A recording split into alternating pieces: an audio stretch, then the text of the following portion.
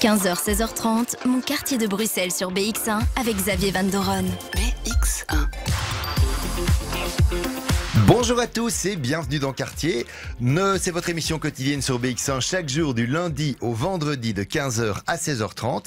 Et aujourd'hui nous allons partir à Uccle, nous allons partir du côté de l'avenue Churchill, l'avenue Montjoie. Et pour nous en parler, j'ai deux invités. J'ai Eric, bonjour Eric. Bonjour. Et j'ai Marco, tous les deux sont riverains du quartier et vont peut-être nous expliquer pourquoi vous habitez dans ce quartier. Qu'est-ce qui vous a donné l'envie de venir vous installer ici? Écoutez, c'est un quartier merveilleux qu'est l'avenue Winston Churchill. Moi, personnellement, je suis né dans le quartier de la Bascule, à 500 mètres de Churchill. Et ça fait maintenant près de 30 ans que j'habite ce quartier. Et j'ai été attiré par son côté verdoyant, par ses commerces, ses restaurants, ses musées et surtout toutes ces infrastructures sportives que je ne fréquente pas assez à mon goût. C'est vrai que vous habitez depuis plus de 30 ans. Par contre, Marco, vous êtes là depuis seulement quelques années. Donc, c'est une autre perspective. Pourquoi vous êtes venu vous installer ici? Oui, tout à fait. Donc, j'ai habité à plusieurs endroits différents dans Bruxelles. Je ne suis pas originaire de Bruxelles de base et je cherchais un quartier qui soit proche des parcs et avec une certaine facilité au niveau des parkings. Et donc, c'est un petit peu par hasard que je suis arrivé là. Ça fait maintenant à peu près 4 ans que j'habite dans le quartier et je m'y plais vraiment beaucoup. Ah ben c'est bien, on aura l'occasion de façon d'en parler, de comprendre pourquoi ça vous plaît à ce point-là. Maintenant, est-ce que vous... Alors c'est un quartier que la plupart des gens connaissent, mais peut-être pas tout le monde. Est-ce que vous pouvez me le situer géographiquement dans Bruxelles? Il est où ce quartier? On sait qu'il est à Uccle, mais il est... Entre l'avenue, on pourrait dire entre l'avenue Molière et l'avenue de Frey. Ah oui, de ce côté-là, et puis de l'autre côté, on pourrait parler peut-être de la chaussée de Waterloo, d'un côté, juste à côté du bois, et de l'autre côté, on va jusqu'à la place Van der Kinder. Et voilà, tout à fait, le côté Bruckmann. Est-ce que vous pouvez un peu nous parler de l'histoire du quartier? Pourquoi est-ce qu'il s'appelle avenue Churchill? Je crois qu'il s'est pas toujours... l'avenue Churchill ne s'est pas toujours appelée avenue Churchill. Avant, ça s'appelait l'avenue Longchamp. On a d'ailleurs toujours l'avenue de Langeveld. Ça s'appelait Longchamp, Langeveld, la traduction, et c'était par après que c'est devenu l'avenue Winston Churchill. Et on a d'ailleurs, c'était dans les années en 1967, si mes souvenirs sont bons, qu'on a en souvenir pour honorer l'ancien Premier ministre britannique Sir Winston Churchill, qu'une statue a été posée au rond-point de l'avenue Winston Churchill. Très bien. Et donc, voilà, c'est l'avenue Churchill. C'est une avenue dans laquelle j'ai vu qu'il y avait pas mal de trams qui passaient. Comment ça se passe au niveau des transports en commun? C'est une avenue qui est bien desservie? Tout à fait. Il y a plein de solutions qui existent au niveau de la mobilité. C'est même un des gros avantages, je dirais. À la fois, on est très vite... pour moi, c'est très facile puisque si je veux sortir en voiture, c'est finalement assez proche du sud de Bruxelles. Et finalement, en tram, oui, il y a le 3 et le 4 qui vont vers la gare du Midi. Donc, on peut très facilement avoir des liaisons vers la gare du Midi, donc avoir des solutions de train par la suite. Ou dans l'autre sens, on a le tram 7 qui est quand même très régulier, très fréquent et qui permet de rejoindre la gare d'Etterbeek, voire de Montgomery. Donc là, le tram, c'est vraiment idéal. Et puis, on a en plus des trams tels que le tram 92. Le tram 92, lui, il lie Fort-Jacot à Schaerbeek, je pense même. Donc, finalement, on a des bonnes solutions aussi pour repiquer vers l'avenue Louise et même au-delà. Et alors, je dirais, en bus... il y a aussi pas mal de choses qui existent. Il y a par exemple le bus 60, qui est très intéressant aussi, qui permet d'aller à Flagey, voire même d'aller jusqu'au Cinquantenaire. Et même, il y a même un relais qui permet d'aller à l'aéroport. Donc je dirais vraiment en termes de transport, il n'y a pas le métro. Je pense qu'historiquement, là, Eric, je pense aura peut-être une anecdote à raconter par rapport à ça.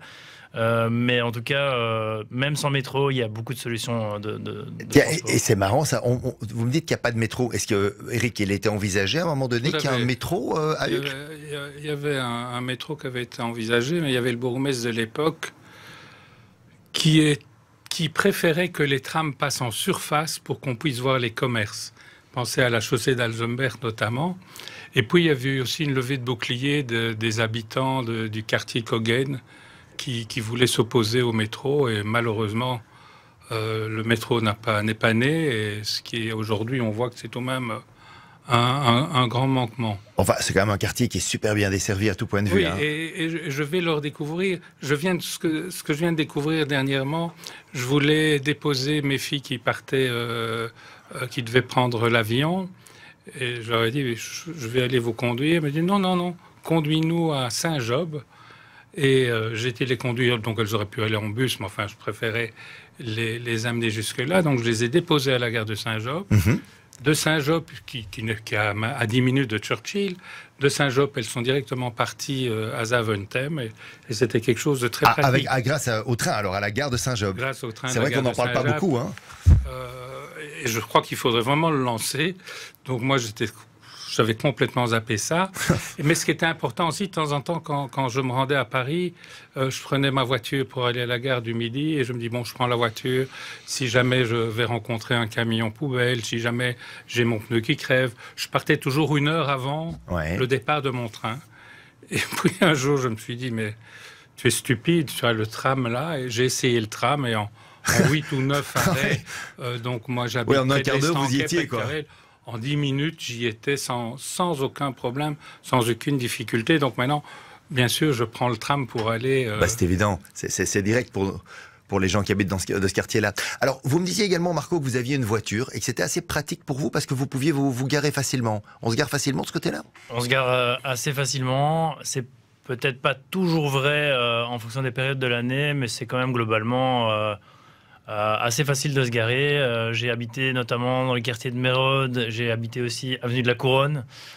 Bon, ça c'est des quartiers qui sont... C'est l'enfer pour se garer, c'est vraiment l'enfer. Et alors quoi, vous avez besoin d'un permis de résident pour vous parquer de... Tout à fait. Donc on paye une redevance, si je me souviens bien, la première fois pour 2 ans, et c'est vraiment très bon marché. Qu'on renouvelle annuellement. C'est vraiment une histoire d'une vingtaine d'euros, je pense, à l'année. C'est vraiment... Par contre, alors, un truc où vous m'avez vraiment surpris, parce que c'est quelque chose que je connaissais pas, vous m'avez dit que dans le quartier, il y avait quand même quelque chose qui vous plaisait pas du tout par rapport aux voitures qui étaient en surface. Et ça m'a vraiment étonné. Ça vaut la peine d'en parler, de le raconter.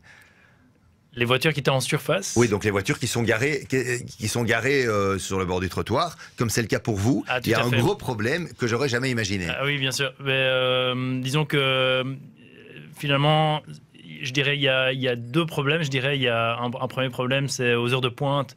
Il y a quand même beaucoup de densité. Avec la proximité du rond-point Churchill. Et donc, je dirais, il faut faire attention où on met les pieds, c'est ça la première chose. Et puis, la nuit, je dirais, j'ai malheureusement eu quelques mauvaises expériences de rétroviseurs cassés et de délit de fuite, malheureusement. Donc là, je dirais que c'est pas un point très positif. C'est fou, quand on préparait l'émission, vous disiez que ça vous était arrivé genre 7 ou 8 fois, qu'il y avait des voitures qui roulaient trop vite et qui vous avaient pris le rétro au passage. Tout à fait, et j'ai même eu une expérience, on n'en a pas parlé tout à l'heure, Xavier, mais j'ai été percuté un matin, aux alentours de 7 h du matin, par une camionnette. Ma voiture a été même soulevée au-dessus du trottoir, et j'ai retrouvé quasiment dans un garage. Et j'ai parcouru toute l'avenue Montjoie, je dirais pour avoir des témoignages sur ce qui s'était passé, puisque je n'ai jamais vu en fait cette collision. Et j'ai trouvé, figurez-vous que j'ai fini par trouver une dame qui avait vu l'incident. Malheureusement, elle n'avait pas relevé la plaque, mais ça m'a permis en fait de discuter avec beaucoup de voisins, et j'ai appris en fait que ces expériences de rétroviseur et de délit de fuite sont en fait très très fréquentes malheureusement dans cette rue, dans cette avenue Montjoie. Et quoi, donc même quand sur les rétroviseurs maintenant, on peut vraiment les rabattre sur la vitre malgré tout. Malgré tout, ou alors des ailes arrachées ou des choses comme ça. Apparemment, moi, ça ne m'est pas arrivé, mais apparemment, il y a pas mal de voisins qui ont eu des mauvaises expériences. Bon, ça c'est le mauvais côté évidemment de devoir se garer en surface de ce côté-là. Voilà. Mais bon, je dirais en ville, évidemment, ça reste de mise, mais je pense qu'il est préférable de se mobiliser justement en transport, et justement le quartier propose plein de solutions. Donc je pense que c'est vraiment vers ça qu'il faut s'orienter demain. Mon quartier sur BX1 en DAB+. BX1. Éric d'ailleurs, qui est riverain depuis quasiment toujours. Vous êtes né rue Edith, vous êtes né à Cavel en fait. Vous êtes né à Cavel, vous avez vécu à la bascule. Je suis né à Cavel, là où se trouve maintenant Le pâtissier prestigieux Vitamer. Ouais, Vitamer, et puis un très très beau nouveau building qui a l'air très très luxueux. Il est très beau. Et donc voilà, vous avez toujours été dans le quartier. Je crois que c'est un quartier où il est agréable de vivre. Est-ce qu'il y a des écoles dans ce quartier? C'était ma petite école. C'était l'école numéro 5, rue Édith Cavell. À l'époque, il y avait le côté des garçons qui était rue Édith Cavell et les filles qui étaient rue Marie Lepage. Ce fut un moment merveilleux où il y avait encore Monsieur Jean qui était le policier qui venait faire la sortie des écoles à l'époque. Maintenant, vous avez Angle Cavell de Page, un petit bistrot, mais il y avait le Bollowinkel, comme on l'appelait. On allait chercher ces fruitelles-là, ces méloqués quand on sortait de l'école. Maintenant, c'est un bar à vin, ce qui n'est pas plus mal pour moi. Mais on a l'école numéro 5, qui était une très bonne petite école dans le quartier. Et qu'est-ce qu'il y a d'autre comme école? Je crois qu'il y a rue Édith Cavell, il y a Notre-Dame-des-Champs. À titre perso, donc oui, il y a Notre-Dame-des-Champs. Puis vous avez l'Athénée, mais ce n'est pas communal. On a l'Athénée d'Uccle, l'Athénée d'Uccle 1, près de l'Observatoire d'Uccle. Est-ce qu'il y a des écoles supérieures également? Vous avez aussi dans le quartier de Marco, il y a avenue Montjoie, il y a une... il y a Montjoie, bien sûr. Il y a l'école Montjoie. Donc c'est pas mal desservi à ce niveau-là. C'est très très bien desservi au point de vue école. Alors, il y avait évidemment, pour les hôpitaux, il y avait Cavell. Cavell n'existe plus, donc qu'est-ce qui reste actuellement dans le coin? Mais il reste encore, rue Général Lotz, il reste encore une petite antenne de Cavell où ils reçoivent, ils font les consultations, vous pouvez prendre votre prise de sang si vous le voulez. Mais bon, ça ne va pas rester, je pense, ad vitam. Mais pour l'instant, on peut toujours bénéficier des soins, mais toujours dans le quartier et aussi... le Sainte-Élisabeth. Mais voilà, on est quand même dans un quartier qui est bien desservi, je pense, par rapport à tout ça. Il y a Sainte-Élisabeth d'un côté, il y a Molière de l'autre. Et vous avez Molière de l'autre, oui. Donc ça, plus encore un petit peu Édith Cavell, pas à se plaindre. C'est un quartier où il fait bon vivre. C'est un quartier où vous continuez à avoir du plaisir à habiter dans ce quartier. Vous qui le connaissez depuis tellement longtemps, quelle est son évolution depuis le début où vous y êtes? Qu'est-ce que vous avez vu comme changement? Pour moi, l'évolution, les gens aiment bien toujours critiquer, moi aussi parfois je critique, mais c'est tout de même positif. Le quartier s'embellit. Ce que j'apprécie beaucoup, je vous l'ai dit tout à l'heure, c'est la proximité du bois, les clubs sportifs tels qu'on a le Léo, qui est à côté. Nous avons aussi le tennis club avenue Montjoie. Juste dans le parc Montjoie du même nom, un peu plus bas où il y avait loi unique qui s'appelle maintenant, peut-être vous le savez, près de l'ancienne loi unique avenue Montjoie, il y a encore un club de tennis. On est vraiment excessivement bien. La piscine aussi. On a la piscine Longchamp, bien entendu. Oui, donc ça, c'est tout le quartier sportif. C'est vrai que c'est quand même un des quartiers qui bénéficie encore d'une piscine, ce qui est agréable. Et quand on parlait un petit peu donc de ce qui était école, hôpitaux, bon, au niveau maison de repos, je crois que c'est une avenue qui est très très très bien desservie. Hein. Vous pouvez nous en parler? Il y a une très belle maison de repos qui se trouve à côté des Brasseries Georges. C'était une ancienne polyclinique, je pense, qui a été transformée en maison de repos. Il y en a une autre, toujours dans le quartier, rue Kinderer, le Sagittaire. Non, tout ça est... Enfin bon... Donc c'est bien. Mais maintenant, ça a l'air d'être assez luxueux. Quand vous me parlez de la maison de repos qui est près du bois de la Cambre, ça a l'air d'être un énorme bâtiment. Ça doit être une des maisons de repos les plus luxueuses de Bruxelles, non? Je pense, oui, mais... Oui. Mais ce n'est pas pour tout le monde non plus. Il faut avoir tout de même... voilà, il faut avoir des gros moyens. Marco, vous me disiez que une des raisons pour lesquelles vous étiez venu ici, c'était l'attrait de la nature aussi. Parlez-nous un peu de ça. Tout à fait. Donc pour la petite anecdote d'ailleurs, je suis né à Sainte-Élisabeth, à l'hôpital Sainte-Élisabeth, mais okay. Donc c'était prédestiné. Voilà. Donc en fait, mais c'est tout à fait par hasard, ou pas peut-être. Mais j'ai grandi à Corot-le-Grand dans Brabant wallon et j'ai vraiment toujours évolué avec les saisons et avec la nature. Et donc pour moi, c'était essentiel d'avoir la proximité des parcs.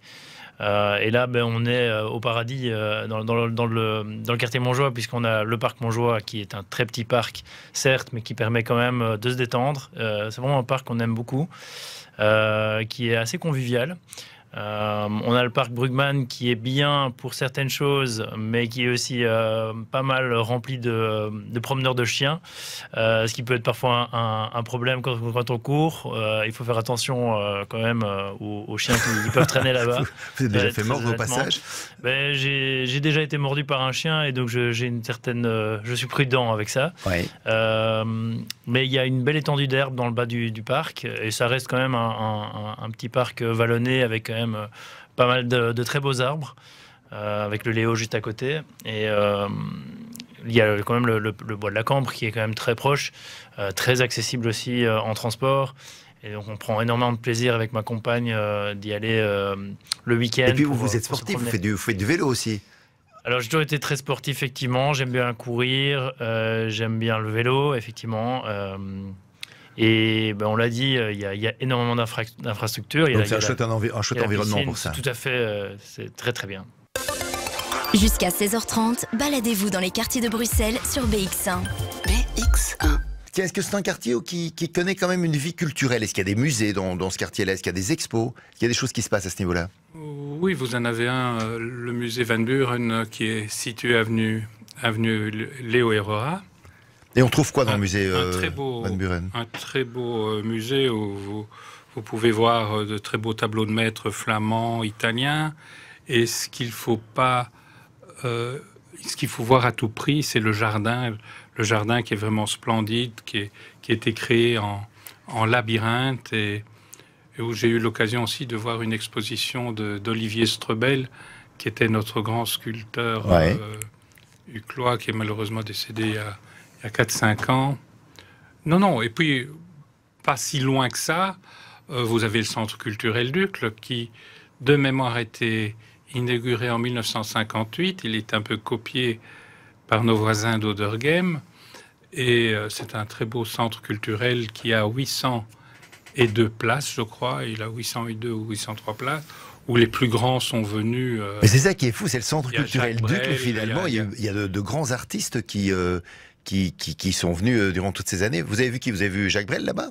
Non, moi personnellement, j'ai pas vu Jacques Brel. Par contre, j'ai vu Olivier Laurent qui chante Jacques Brel et qui chante Brel vraiment merveilleusement bien.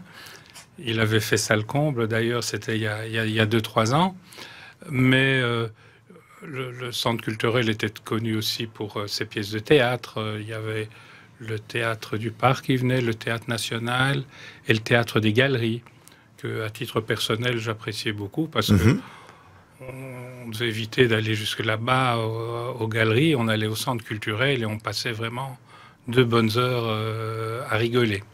Est-ce que c'est un quartier dans lequel vous sentez qu'il y a une vie de quartier? Parce que, en fait, l'impression qu'il donne, vu de l'extérieur, c'est que c'est quand même de beaux appartements, de gros buildings qui sont un peu les uns à côté des autres. Est-ce qu'il y a quand même une vie de quartier dans ce quartier? Est-ce que les gens se connaissent un peu entre eux? Est-ce qu'il y a des choses qui sont organisées? Est-ce qu'il y a des fêtes de voisinage?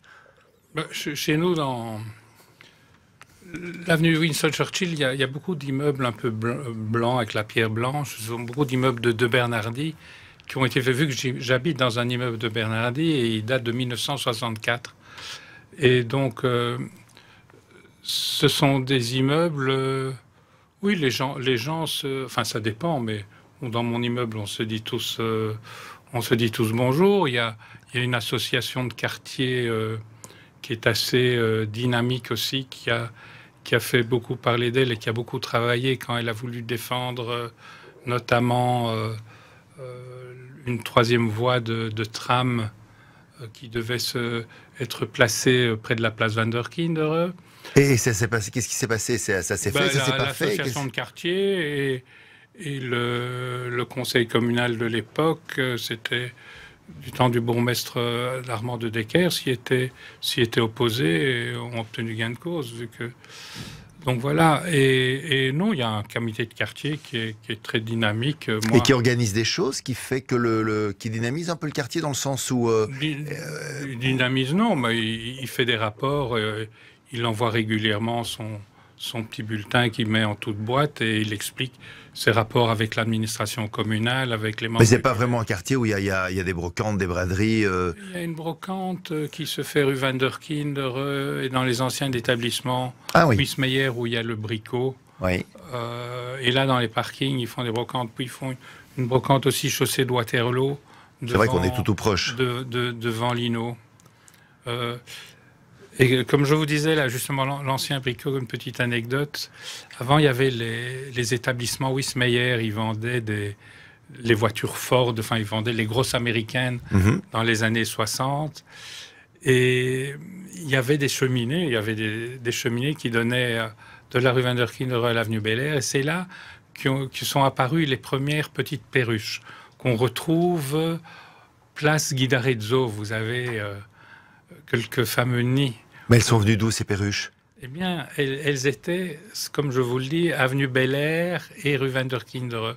Dans les cheminées, elles étaient dans les cheminées de... Il y avait des perruches dans les cheminées Dans les cheminées, là, chez Wismeyer. Et par après, elles ont été... place Guy d'Arezzo. Mais qui les avait amenés au départ? C'est des perruches qui se sont échappées.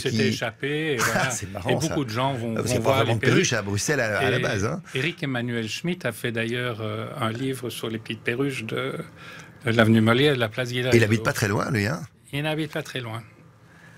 C'est vrai qu'on voit passer pas mal de perruches. C'est intéressant. Moi je dirais, moi j'ai une vue un petit peu différente puisque je viens de la campagne et justement j'aime beaucoup parler aux gens, parler avec mes voisins, etc. Et je trouve ça super intéressant en fait de voir les différences dans les interactions justement entre les gens, entre la campagne et la ville. Et je dirais que il y a assez peu d'interactions en fait dans la rue, je trouve. Dans mon immeuble, forcément, au bout de quelques années, quand je commence à connaître mes voisins, même si évidemment ça tourne quand même, puisque voilà, c'est beaucoup de locations. Pour ma part, il y a quand même beaucoup de résidents et propriétaires, je pense, dans la rue. Mais ce qui est intéressant, c'est que je trouve que c'est souvent les interactions, je les ai surtout dans les parcs. Ou par exemple, il y a ce petit bar où on peut manger la petite restauration aussi là au bout de ma rue, Musette, chez Musette, qui amène pas mal de convivialité et donc voilà, dans le parc Montjoie, je me retrouve finalement à discuter aussi pas mal. De nouveau, j'en reparle, mais avec les chiens, forcément, ça crée du lien. Ou à la bibliothèque du Phare, par exemple, on n'a pas encore parlé. C'est quoi la bibliothèque du Phare? La bibliothèque du Phare, c'est une bibliothèque qui se trouve en bordure de bois. En face d'un autre bar. En face du bar à bar, c'est ça, du bar à bar, oui. Où là aussi, voilà, en discutant de livres, etc., finalement, on trouve du lien. Et donc les interactions se passent, je trouve, assez rarement dans la rue, mais plutôt vraiment à des points de chute. Et c'est peut-être une amélioration apportée dans le quartier, je trouve. C'est très bien que chez Musette soit arrivé. Je trouve que c'est vraiment une chouette adresse. Et je trouve que c'est ça. C'est peut-être à dynamiser pour augmenter encore le lien entre les gens dans le quartier, je trouve. Mais c'est vrai que quelque part, peut-être que l'avenue Montjoie est un peu plus conviviale que l'avenue Churchill, qui est plus froide, qui est plus large finalement. Il y a des trams qui passent au milieu. Il y a ce côté plus proximité du côté où vous habitez, donc vous êtes tout près du rond-point, mais c'est quand même toujours du côté de l'avenue Montjoie. Et c'est vrai que c'est intéressant qu'on a plutôt tendance à se retrouver dans des endroits où on a quelque chose à partager. Tout à fait. Et je dirais pendant la période du Covid, voilà, qui était assez compliqué pour tout le monde évidemment. C'était très amusant le soir finalement quand on avait ce moment où tout le monde sortait, où on applaudissait, mais on sortait donc tous à la fenêtre. Donc pour ma part, c'est une anecdote, mais je joue de la musique, je joue de l'accordéon et je me mettais à la fenêtre et je sortais mon accordéon et je jouais un petit air de musique. C'est génial. Et alors tout le monde sortait et se faisait des signes et là voilà, j'ai trouvé ce moment vraiment génial en fait avec. C'est vrai qu'il y a un moment de solidarité qui était génial et qu'on n'a jamais connu. Ouais, c'est vrai. Ouais. C'est vrai. Tout à fait.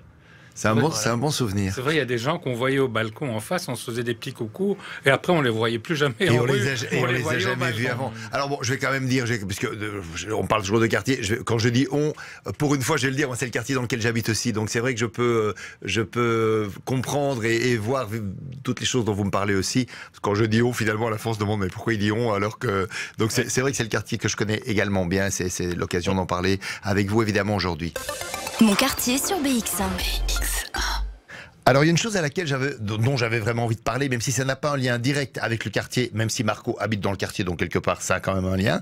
Marco, vous faites quelque chose qui est vraiment particulier. Alors je sais que vous aimez la nature, je sais que vous êtes très attentif à tout ce qui se passe au niveau climat dans le monde, et vous avez une activité que je trouve vraiment originale, et j'ai envie que vous nous en parliez, que vous nous disiez ce que vous faites. Oui, tout à fait. Mais donc je suis fondateur d'une coopérative, la coopérative Hello, qui cultive la sobriété au sein de l'habitat. Alors, c'est peut-être un peu chinois. Je vais essayer de dire ça autrement. Donc, dans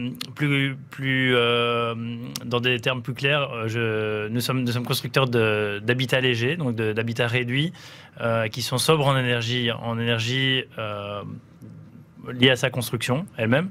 Et puis, ce sont des habitats qui nécessitent très peu d'énergie aussi pour y vivre. Et donc des habitats, on parle de quoi? On parle de maisons? C'est ça, vous savez dire quoi, habitat? On parle vraiment de maisons de taille réduite. Alors aujourd'hui, je pense qu'on est en pleine crise du logement et c'est assez difficile de se loger. Je pense même dans le quartier Montjoie, je pense que c'est pas accessible à tous, à la jeune génération, d'acheter un bien dans ce quartier-là. Je pense que c'est pas si simple, mais c'est pas seulement le quartier Montjoie. Je crois que c'est assez global et donc je pense qu'il devient assez urgent maintenant de proposer une solution d'habitat alternatif, plus accessible. Plus juste aussi. Et donc concrètement, c'est quoi? Comment ça fonctionne?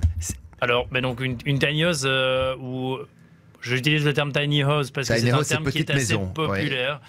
Voilà, c'est de l'anglais. Tiny, ça veut dire très petit, et house, maison, c'est une très petite maison. Après, j'utilise ce terme parce que tout le monde, je pense que c'est devenu dans le langage courant maintenant de parler de tiny house. Mais nous ne sommes pas bloqués à la tiny house. Nous faisons aussi d'autres types d'habitats légers, finalement des maisons d'une taille, je dirais, qui s'apparentent à un appartement finalement de 40 à 60 mètres carrés.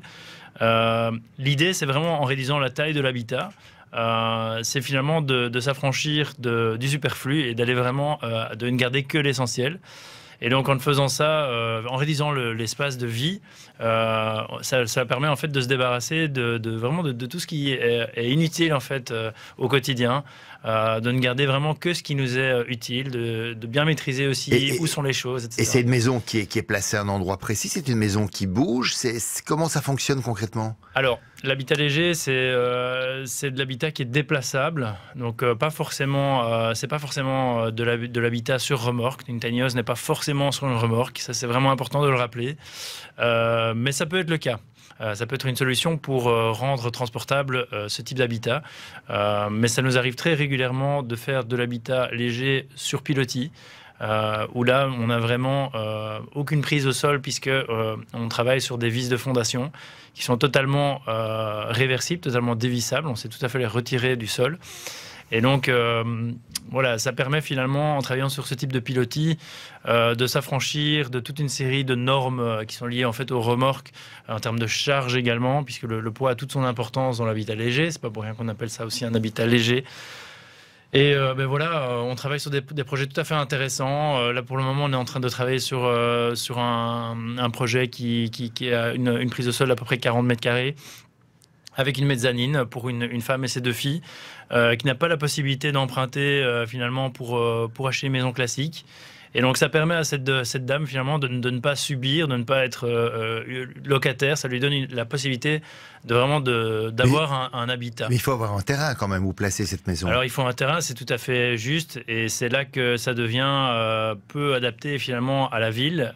Donc les habitats qu'on propose sont pour le moment en tout cas exclusivement situés en Wallonie.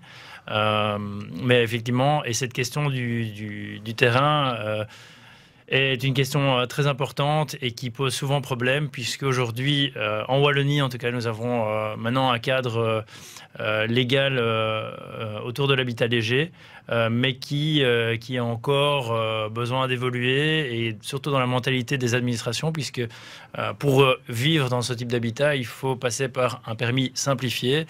Et donc, ce permis est soumis aux communes, et les communes, évidemment, ne connaissant pas trop ce type d'habitat, Oui, c'est nouveau.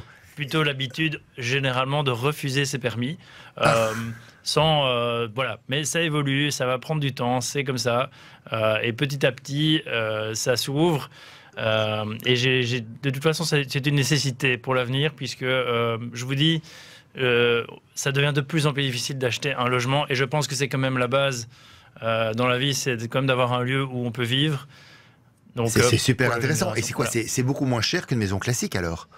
Alors c'est évidemment beaucoup moins cher qu'une maison classique, puisqu'en réduisant sa taille, forcément on réduit les coûts.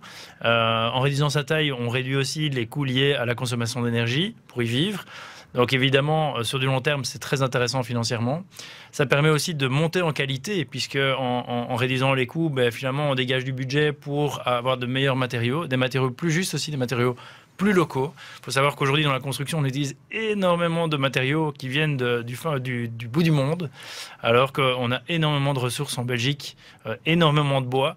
On a du très bon bois en Belgique pour la construction qu'on n'utilise pas assez. Il faut compter combien pour une tiny house? Alors, une tiny house, ça c'est évidemment la question. Ça va de combien à combien? La question piège, mais je pense qu'un budget, en fait, type pour un projet standard, allez, disons une tiny house sur remorque, je pense qu'on va toujours être situé dans une fourchette de prix qui va être entre 80 et 150 000 euros, dépendant des matériaux qu'on va y mettre. Voilà. Bon, alors, je pense que c'est important de rappeler quand même cette case budgétaire, parce que je pense qu'aujourd'hui, on a toujours l'image de la tiny house, on la réfère souvent à la cabane. Et donc on a souvent cette idée, une cabane, finalement je suis prêt à mettre 30-40 000 euros dans une cabane. Or une tiny house, c'est vraiment une maison, une vraie maison. C'est une concentration de tout, d'une maison en fait. Il y a toutes les commodités pour cuisiner, pour se laver, et tout ça a un coût.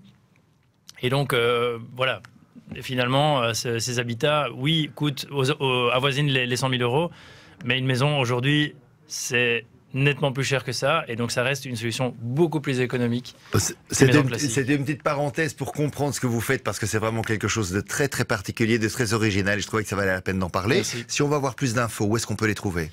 Alors les infos, donc la coopérative s'appelle Hello, Hello comme en anglais avec un W, donc Hello. Vous pouvez nous trouver sur le site internet www.hello.coop, comme une coopérative, donc c'est W-O-P.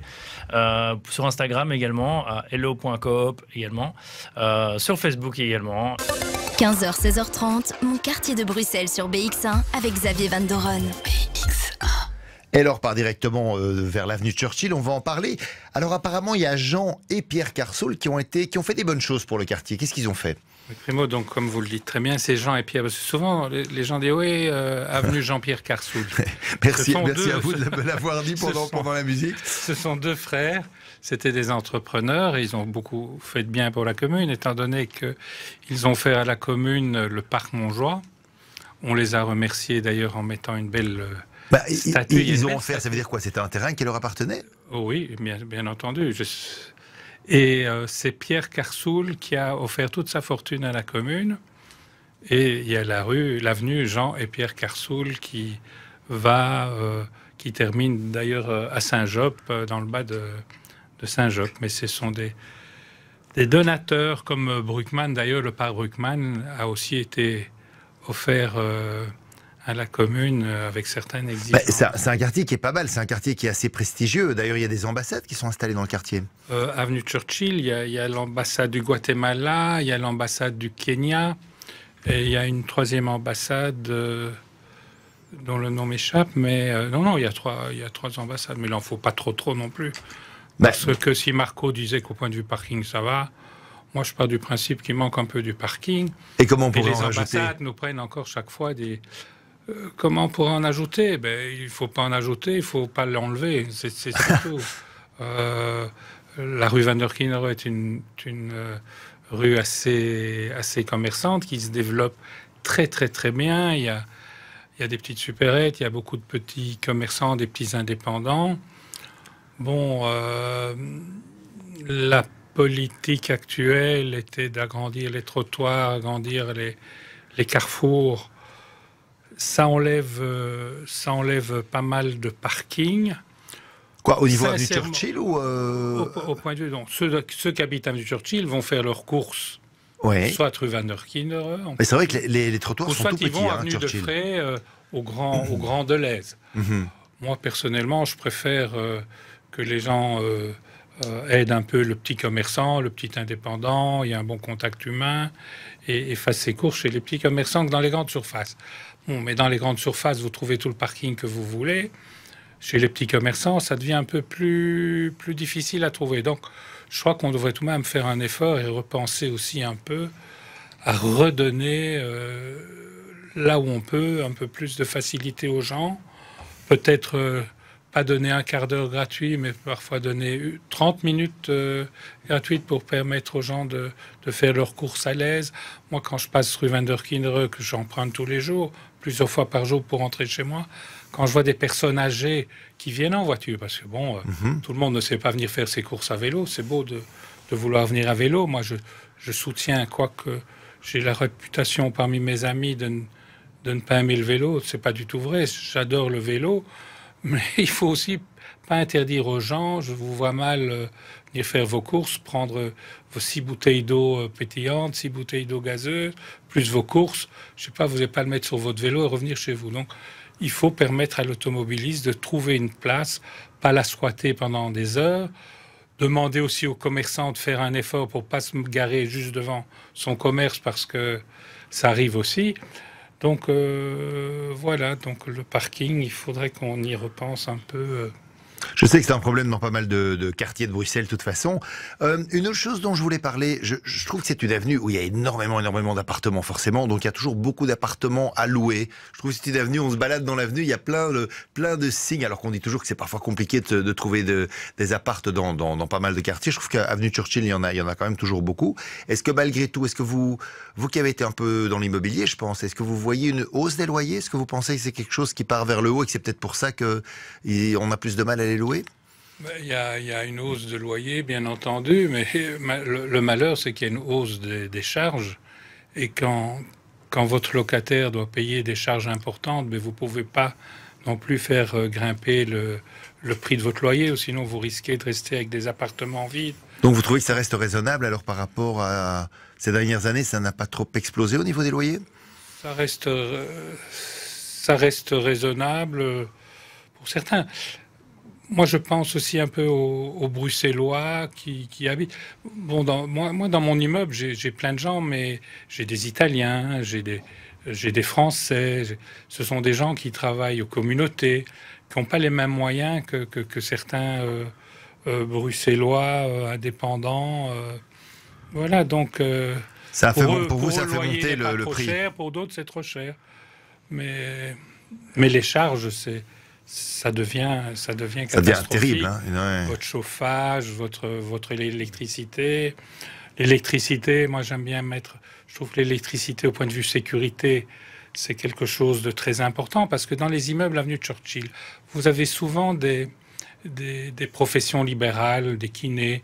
Il y a beaucoup de dentistes. Promenez-vous avenue Churchill. Vous voyez énormément de dentistes, beaucoup de médecins comme on avait. La clinique Cavell pas loin, mais ils avaient leur cabinet privé un peu plus loin. Tout ça était très facile. Mais d'avoir une profession libérale dans un immeuble, tous ces gens ne demandent pas qui êtes-vous quand ils ouvrent le parlophone, les gens rentrent. Donc il y a eu tout de même une certaine insécurité aussi dans nos immeubles. On a eu des vols dont la police, je voudrais tout de même saluer la police d'Uccle qui fait un travail excessivement parfait. Et il faut faire attention parce que bon, l'avenue Churchill est habitée par des gens qui ont les moyens et les voleurs viennent voler là où on peut trouver de l'argent. Donc ils sont habitués à venir dans ces quartiers, dans le parc Bruckmann. Donc chacun doit faire un peu attention, comme on parlait de la sécurité. Enfin, je sais que de toute façon, Marco, vous voulez nous dire un mot, mais on le fera après le top de 16 heures. Mais ici, je parlais plutôt de la hausse des loyers d'une façon générale, pour voir si ça avait fait augmenter, comme c'était un peu le cas dans la plupart des quartiers de Bruxelles. Voilà, c'était plutôt ça la base. Je suis un peu étonné par ce que dit Eric. Je n'avais pas ce sentiment que les loyers avaient... évidemment, sur les charges, je suis bien d'accord, mais sur les loyers, en tout cas, pour ma part, mon loyer est tout à fait correct en étant indépendant. Et j'ai plutôt l'impression que ça se loue bien, moi. Même s'il y a beaucoup d'appartements à louer, j'ai l'impression que ça se loue plutôt bien. Mais peut-être que le fait qu'il y ait quand même toujours pas mal d'appartements à louer dans l'avenue permet de garder un prix qui explose peut-être moins qu'ailleurs, puisqu'il y a quand même toujours des possibilités de location. Non, moi, ce que je vous l'ai dit, il faut faire attention. Les loyers pourraient être plus chers. Si vous êtes demain propriétaire, je ne sais pas si vous êtes propriétaire, votre loyer pourrait être plus important. Mais comme les charges augmentent tellement, on n'ose plus vous augmenter les loyers. Augmenter votre loyer. Fait, ouais. Parce que souvent, il y a des gens qui disent, il y a des propriétaires qui sont pas toujours sympas, qui provision de charge 200 €, Ouais, loyer 1500. Puis vous voyez que c'est pas 200, mais que c'est 4000, c'est 5000 vos charges. 15h, 16h30, mon quartier de Bruxelles sur BX1 avec Xavier Van Doren. BX1. C'était intéressant, on a abordé un point dont on n'a peut-être pas totalement fini de parler. On parlait finalement de cette hausse des loyers qui était limitée parce que la hausse des charges a tellement fait exploser finalement le tout que c'est vrai que je comprends que pour un propriétaire ce soit peut-être compliqué d'augmenter pour le moment, ce qui est une bonne chose finalement pour les locataires. Hein. Vous aviez l'air de dire, Marco, que en ce qui vous concernait par rapport à l'appart que vous aviez, c'était raisonnable au niveau du loyer. Tout à fait. Je trouve que ça va tout à fait par rapport à d'autres loyers que j'ai pu payer par le passé dans la région de Bruxelles, en tout cas. Et vous vouliez me parler d'un aspect sécurité. Je ne sais pas ce que vous allez me dire. Vous vouliez que je vous lance par rapport à ça. Qu'est-ce que vous vouliez nous dire par rapport à ça? Simplement, je pense que l'aspect sécurité, ça reste quand même un plus dans le quartier Montjoie. Je trouve que globalement... J'entendais Eric qui parlait de voleurs, etc. Je dois dire, de mon expérience, j'ai été plutôt heureusement surpris par le peu de problèmes, notamment quand on laisse accidentellement un GSM ou quoi dans une voiture. Dans d'autres quartiers, j'ai eu beaucoup, presque inévitablement des mauvaises surprises. Je trouve que dans le quartier Montjoie, c'est plutôt calme. Et du coup, c'est relativement agréable finalement d'habiter dans un quartier où il y a peu de problèmes de ce type, je trouve. Eric, tu n'es pas d'accord? Mais j'ai été agressé il y a un peu près un an, avenue Winston Churchill, où deux jeunes personnes me demandaient l'adresse d'une rue. Ils m'ont tendu leur téléphone pour que je regarde le plan. En prenant le téléphone, ma manchette est descendue. Ils ont vu le type de montre que je portais. Puis pendant qu'ils me parlaient, je me disais, je vais me faire tabasser, ça va arriver très tôt. Je dis, écoutez, excusez-moi, j'ai envie de prendre quelque chose chez moi. Et ils m'ont couru derrière, ils m'ont coincé, ils m'ont volé ma montre. Et comme ils étaient deux, il y en a un qui part vers la gauche, l'autre qui part vers la droite. Le temps qu'on réfléchisse pour dire après qui on va courir, ils sont déjà partis. Mais j'ai appelé la police qui est arrivée excessivement rapidement, mais bon, on n'a pas pu trouver les. Heureusement, c'était une mais bon, mais ça se passe. C'est pas spécialement qu'à Uccle, qu'à avenue Winston Churchill. Mais il faut tout de même se dire que dans les communes dites riches, ce que je déteste d'entendre ce mot, mais bien de ce type-là, c'est là qu'on vole tout de même plus que dans d'autres communes. Et peut-être des vols dans les logements, alors peut-être. Oui. Personnellement, étant quand même un grand distrait pour raconter une petite anecdote de distrait justement. J'ai déjà oublié, et je vous dirai pas où j'habite exactement. J'ai déjà oublié 2 fois mes clés sur le contact. Et j'ai pas eu de mauvaise blague. Et ça, c'est quand même. Je suis persuadé que avenue de la Couronne, là, ma voiture était partie. Alors maintenant, un aspect dont on n'a pas encore vraiment parlé, on en a un petit peu parlé, mais au niveau des commerces, est-ce que vous me disiez que vous aviez quand même pas mal de commerces à proximité, Eric? Mais là, quel plaisir quand on vient rue Vanderkinde depuis la chaussée de Waterloo, vous aimez bien vos animaux, vous avez un grand magasin qui vend tous les produits alimentaires et pour les chiens, les chats, les perroquets, les oiseaux. On a un bricot qui est assez important.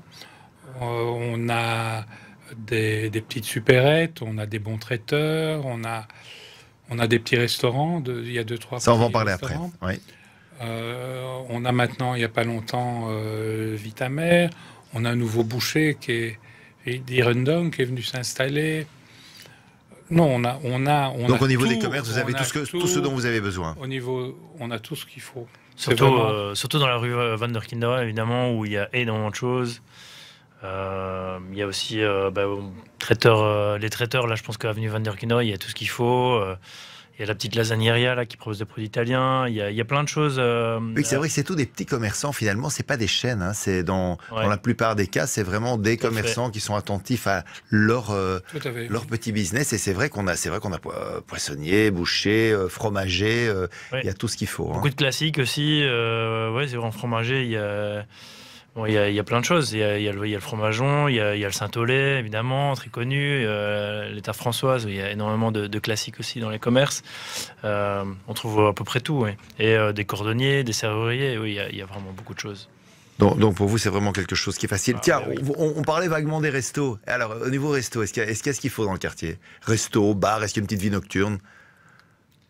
Il y avait les Stanquets. Les Stanquets, je crois qu'il a été créé dans les années... Moi, j'ai mes souvenirs, en 86, les Stanquets existaient déjà. Donc au coin de l'avenue Churchill et de la rue Edith Cavell. Oui, il y avait d'ailleurs un restaurant à l'époque avant les Stanquets. Puis c'était Bertrand qui a ouvert ça avec un associé. Et on y voyait à l'époque, il y avait Jackie Dupont qui était le propriétaire d'un établissement de nuit bien connu, qui était souvent. Il y avait Jackie X avec son copain Claude Brasseur. Ils y étaient très, très, très souvent là-bas. Et après les Stanquets, il y a eu les deux Georges Neves et son autre associé qui ont créé les brasseries Georges. Je me rappelle à l'époque, il m'avait dit qu'il avait été à Lyon et c'était en se basant sur une brasserie à Lyon qu'il a ouvert cette brasserie qui a été reprise maintenant par des vrais professionnels. Parce qu'il y a eu une petite époque où où ça n'allait pas trop très bien. Maintenant, ça a été repris par des professionnels et un service agréable, une qualité. Donc, et ça amène énormément. Les brasseries Georges sont très connues. Donc ça, c'est deux restos que vous appréciez, même si les Stanquets n'existent plus. Alors, ce qui est assez amusant, c'est que c'est un endroit qui marchait très très fort. Et il a été remplacé plusieurs fois depuis lors. Et ça n'a jamais pris, ça n'a jamais marché. Oui. Il y a un manque de parking aussi là-bas pour pouvoir y accéder, malheureusement. Mais comme vous le dites, ça n'a pas été bien. Mais maintenant, c'est je crois que c'est un grec, un restaurant grec qui a repris. Il vient de Flandre. Il est grec, il parle flamand. Et il est très sympathique et il gagne à être connu. Mais j'habite à 100 mètres, mais même, je vais vous avouer... Quand il y avait les Stanquets, c'était à 100 mètres de chez moi. Moi, je vais rarement dans un restaurant qui est juste en face de chez moi. Je vais toujours plus loin, alors que c'est pas nécessaire. Il y a aussi il y avait l'Orangerie. Ouais. Il y avait l'Orangerie. Qui était un bon restaurant. Qui était un restaurant très bon, près du rond-point avenue Churchill. Et c'était dans une maison de maître qui sortait avenue Montjoie, juste en face de l'ancien bureau de poste. Très bien. À l'époque, il y avait un bureau de poste là-bas. D'ailleurs, ce bureau de poste, c'est vrai, je me demande, qu'est-ce qu'il est de... Il y avait un gros espace pour un bureau de poste, on n'en a pas... Il n'y a rien qui a été fait, je crois, depuis. Maintenant, je pense que ce sont des architectes qui ont repris, ou des designers. Oui, ça vient d'être réaménagé. Ok, c'est intéressant. Il y a aussi un des plus vieux restaurants de Bruxelles, quand même, qui est dans la rue Edith Cavell, le Ouf, qui est une institution. C'est 127. 1627. Comme l'âge des clients qui y vont, à peu près. Oui, ils sont bien. On vit longtemps, on est bien conservé à eux. Mais 1627, je crois que c'est un ancien bureau de poste. Comme on parle de la poste, je crois que c'est un ancien bureau de poste. Alors, une chose qui m'intrigue un petit peu depuis très très longtemps, il y a un hôtel qui est au coin de la rue Edith Cavell. Les Tourelles.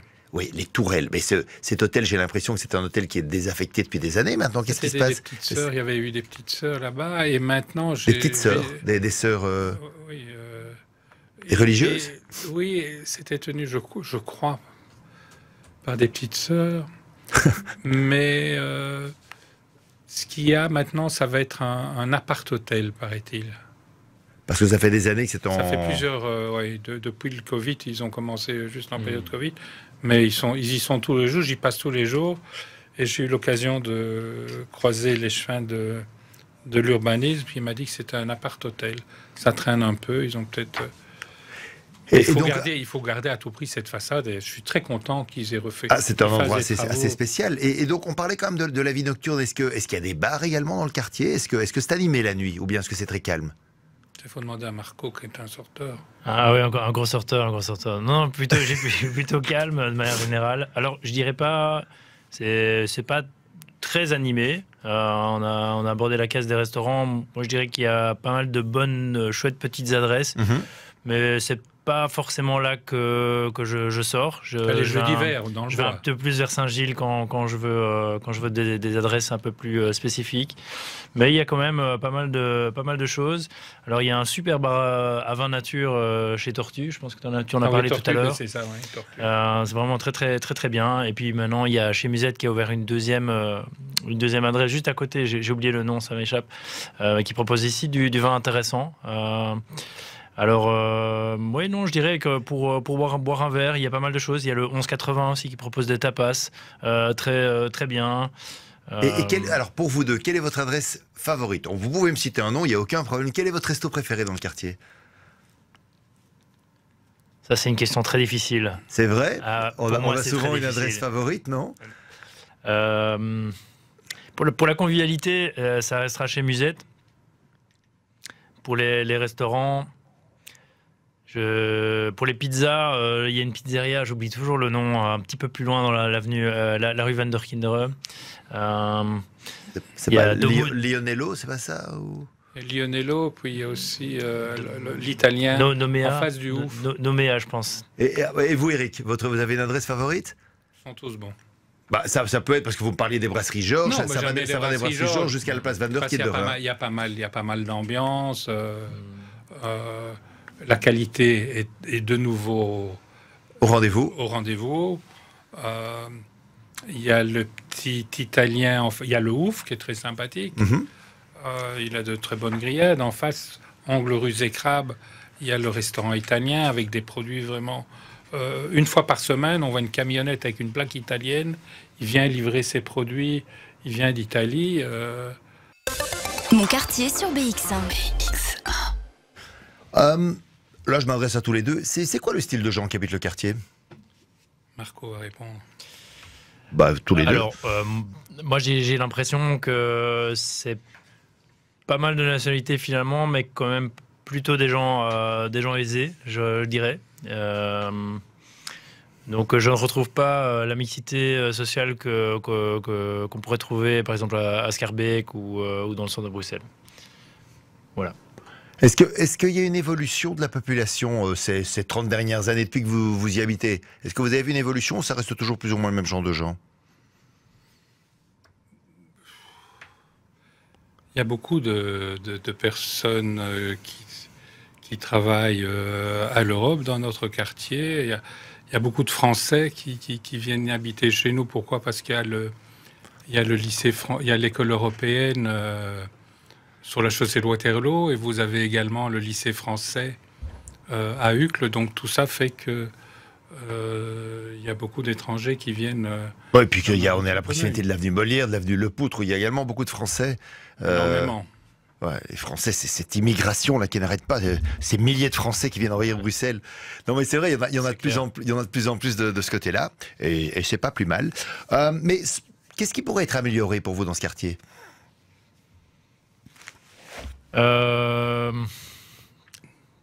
Question très difficile. Moi, je dirais le parking. Mais est-ce qu'il y a moyen? Est-ce qu'il y a moyen de faire des choses pour l'améliorer? Parce que bon, il est tel qu'il est maintenant. Il y a quelques petites possibilités, mais il faut que ça se discute en convivialité avec les responsables communaux. sans arrière-pensée. Et voilà, mais si on veut soutenir du commerce, il faut permettre aux gens de pouvoir y accéder. Et je redis, j'ai vu que les chemins des travaux mettent de plus en plus, et ça c'est très bien, c'est bon de faire la promotion du vélo, mais si on ne sait pas où parquer son vélo, ben c'est un peu stupide. Donc on met de plus en plus des racks à vélo. Ça, il faut développer les endroits pour pouvoir y mettre les vélos.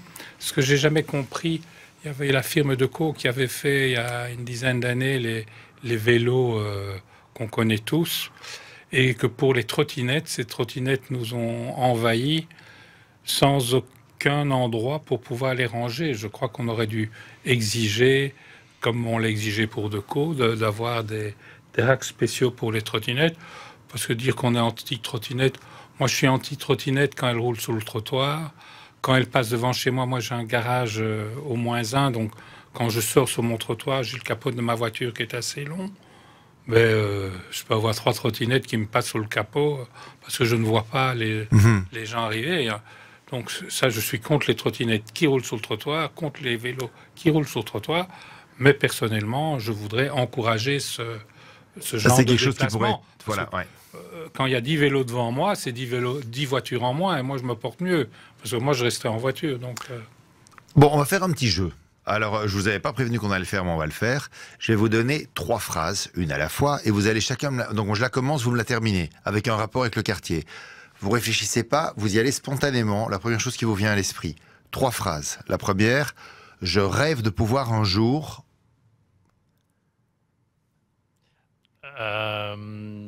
Voir un jour garer ma voiture dans l'avenue Montjoie et ne pas craindre d'y perdre un rétroviseur.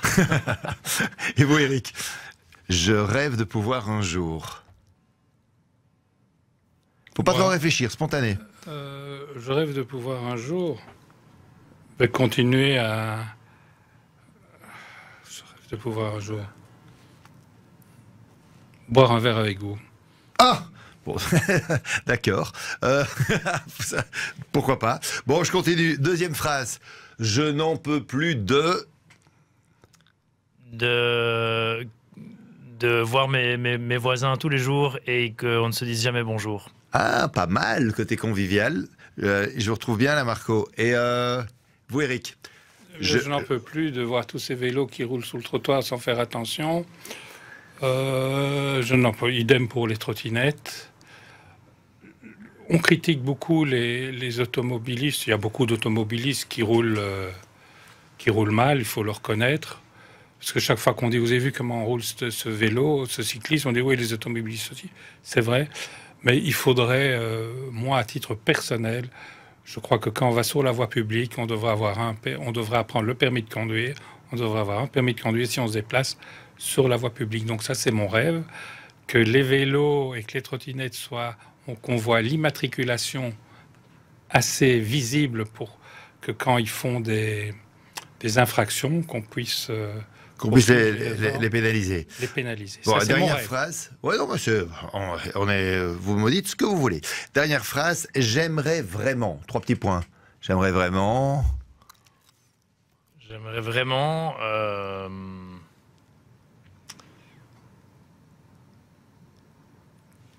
Je bloque. Eric, commence.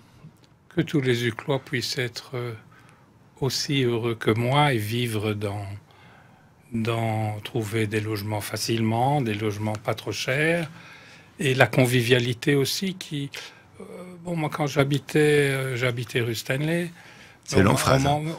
Mes parents m'apprenaient à dire bonjour aux voisins, aux personnes qui... Vous aimeriez retrouver une convivialité dans le quartier? Retrouver une certaine convivialité.